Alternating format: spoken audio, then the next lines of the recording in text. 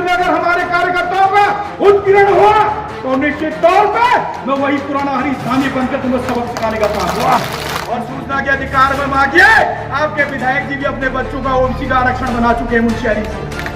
अगर यह हरी धामी में जिस दिन काम नहीं करेगा, मुझे भी लात मार के फेंक देना कुर्सी से, मुझे भी विधायक बनने का अधिकार नहीं। इस वक्त की का आपका विधायक होगा जो उत्तराखंड की सदन में गरजेगा विधायक के लिए।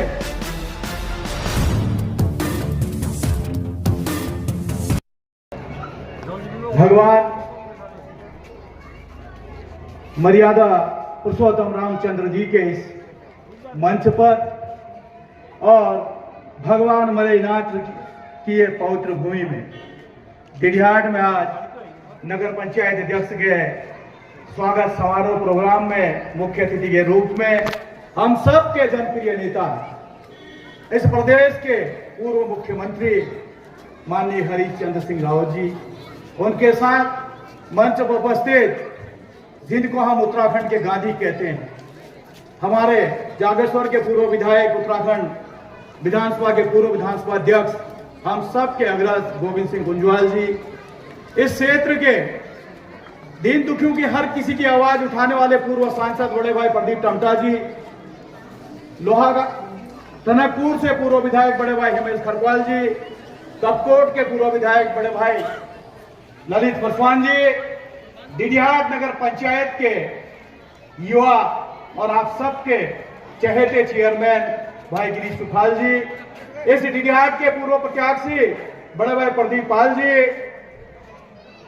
रमेश कापड़ी जी, चौहान जी और आप सबके सुख दुख के साथी बड़े भाई दिवाकर पांगती जी और हमारे ब्लॉक अध्यक्ष चंचल चौहान जी, जिला अध्यक्ष भाई मनोहर टोलिया जी, मातृ शक्ति के रूप में महिला जिला अध्यक्ष छोटी बहन नंदा बिस जी और उपस्थित मनोज ओझा जी, उपस्थित समस्त मंचासीन और यहाँ पर उपस्थित दिघियाट के मेरे देव तुल्य मेरे बुजुर्गगण, मेरी मातृ शक्ति और मेरे युवा साथियों, सबसे पहले मैं आप सबको नमन करता हूँ। साथियों, आज मैं ज्यादा बोलने नहीं आया हूँ क्योंकि आज आप सब माननीय हरीश रावत जी को सुनने आए।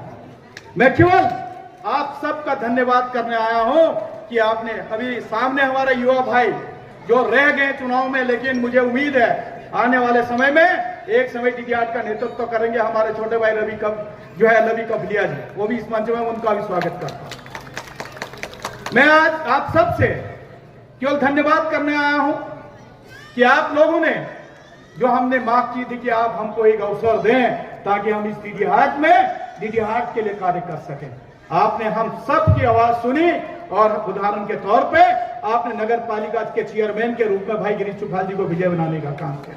फिर निवेदन करने आया हूं, ज्यादा दूर नहीं है पंचायत का चुनाव, क्योंकि सरकार बनती है गांव के पंचायत से।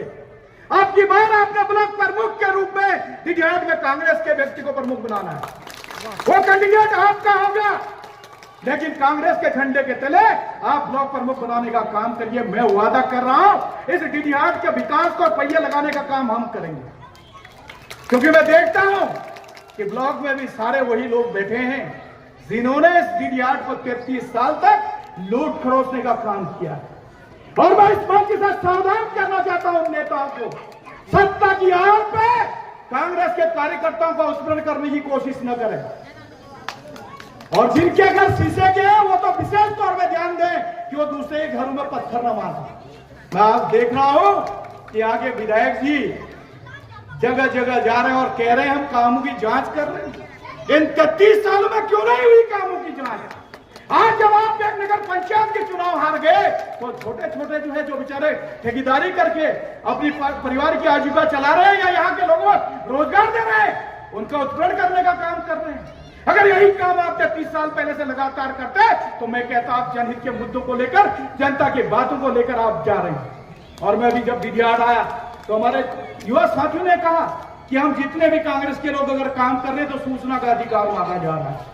मैं साफ तौर पर कहना चाहता हूं उन अधिकारियों को भी, अगर सत्ता के पक्ष में अगर हमारे कार्यकर्ताओं का उत्पीड़न हुआ तो निश्चित तौर पर मैं वही पुराना हरीश धामी बनकर तुम्हें सबक सिखाने का काम हुआ।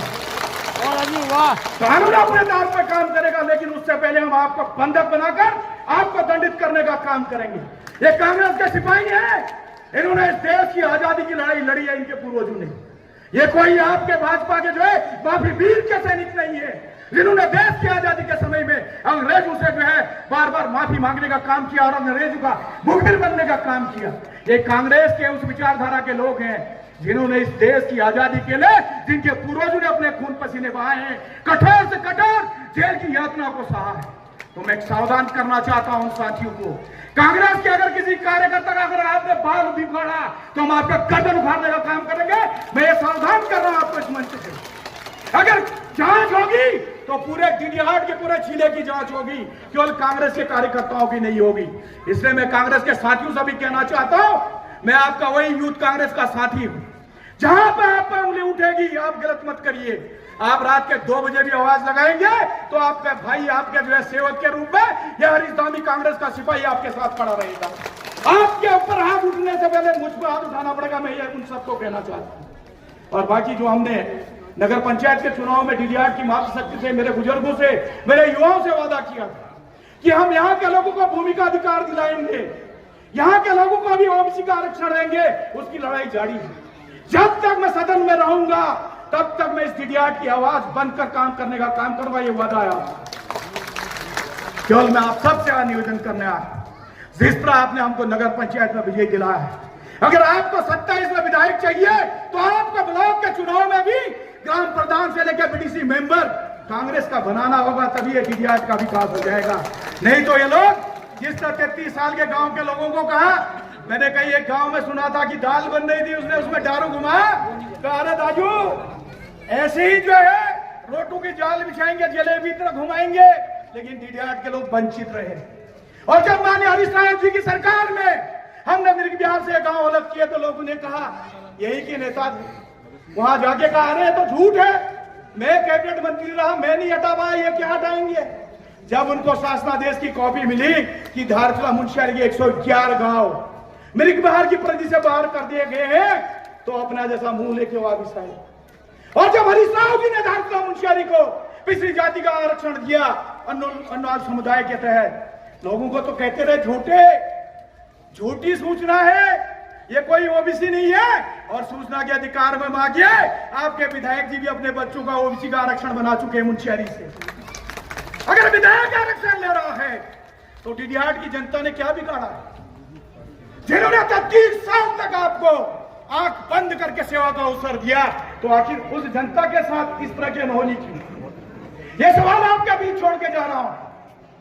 जब विधायक आपका आरक्षण ले रहा है तो आप क्यों नहीं ले सकते। जब धारचूला मुंशियारी का बच्चा 70 नंबर में पास हो रहा है तो आपका बच्चा 85 नंबर आगे पास क्यों नहीं हो रहा। यह भौगोलिक परिस्थितियां एक है डीडीहाट और धारचूला की। अगर आपका विधायक उसमें कांग्रेस का होता तो मैं निश्चित तौर पर कह सकता हूं हरीश राव जी बड़ा दिल दिखाकर यहां के लोगों को भी उसी तरह का आरक्षण देने का काम करते। अब आपको जागरूक होने की जरूरत है, किसी की बबूती नहीं है। अगर यह हरीश राव भी जिस दिन काम नहीं करेगा, मुझे भी लात मार के फेंक देना कुर्सी से, मुझे भी विधायक बनने का अधिकार नहीं है। वो विधायक का विधायक कहलाएगा जब वो सबसे पहले अपनी सुख सुविधाओं को त्याग कर अपनी जनता की पीड़ा के लिए लड़ेगा, तब वो विधायक कहलाएगा। अपना तो तुम आरक्षण ले गए और डीडीहाट की जनता को बेवकूफ बनाए जा रहे हो। या तो फिर आरक्षण ले रहे हो तो उसी धारचूला मुंशियारी में जाकर चुनाव लड़ो, डीडीहाट की जनता को क्यों गुमराह कर रहे हो। तो इसलिए मैं आप सबसे निवेदन करना कि आपने जिस तरह नगर पंचायत में एक ऐसे उम्मीदवार को विजय बनाया जो आपके सुख दुख में, मैं तो सोशल मीडिया में रोज देखता हूं गिरीश भाई कभी किसी के घर पे है तो कभी किसी गांव में, जबकि नगर पंचायत अध्यक्ष का जो है एरिया सीमित होता है। उस सीमित एरिया के बावजूद भी वो कोशिश कर रहा है, उसकी टीम कोशिश कर रही है कि गांव गांव जाकर जो 33 साल से जो यहाँ के लोग विकास से वंचित हैं उन लोगों को विकास की मुख्य धारा से जोड़ी जाए। तो अगर ब्लॉक प्रमुख आपका होगा, चेयरमैन आपका होगा, तो दोनों मिलकर क्या नहीं कर सकते, ये आप ध्यान रखिएगा। और 27 में जब ब्लॉक प्रमुख भी चेयरमैन भी आपका होगा तो 27 में डीडीहाट का आपका विधायक होगा। जो उत्तराखंड की सदन में गरजेगा डीडीहाट के लिए, बरसेगा डीडीहाट के लिए, तो देखो क्यों नहीं डीडीहाट का विकास होगा। इन्हीं शब्दों के साथ मैं डीडीहाट की अपनी मातृशक्ति को, अपने बुजुर्गों को, अपने युवा साथियों को मैं नमन करता हूं, प्रणाम करता हूं और आप सबको बहुत बहुत बधाई और धन्यवाद देता हूं। और भगवान भोलेनाथ से प्रार्थना करता हूं कि तुम्हारे घर में दुबा जो जड़ है, जो पतिक जो फूल है, जो रोज आज स्वागत समारोह છે તમારા ઘરમાં ખુશી ત્યોહાર જો ઇનું શબ્દ આપ सबको मैं नमन प्रणाम जय हिंद जय भारत जय उत्तराखंड जय